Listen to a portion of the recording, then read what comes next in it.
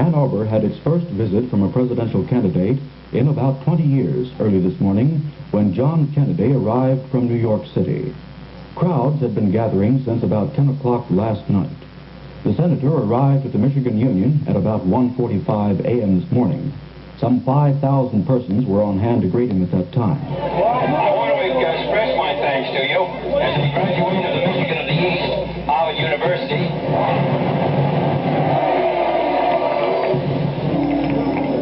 I come here tonight, but I am ready to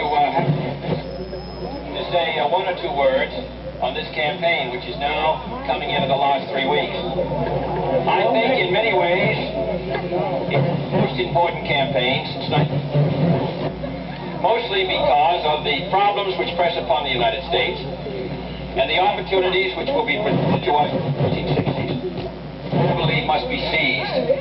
And the judgment of the President, the vigor of the executive, the cooperation of Congress, all these, I think, can make the greatest possible difference.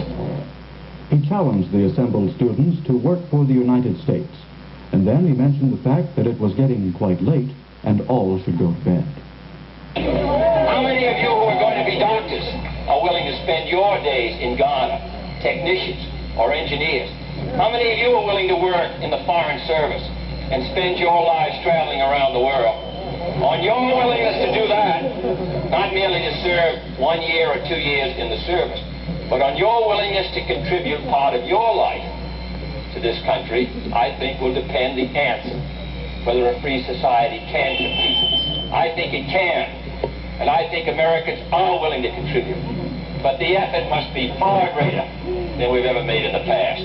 And therefore I'm delighted to come to Michigan, this university, because unless we have those resources in this school, unless you comprehend the nature of what is being asked of you, this country can't possibly move through the next 10 years in a period of relative strength.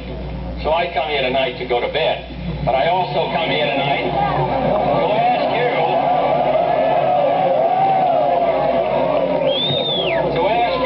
to join in the effort. This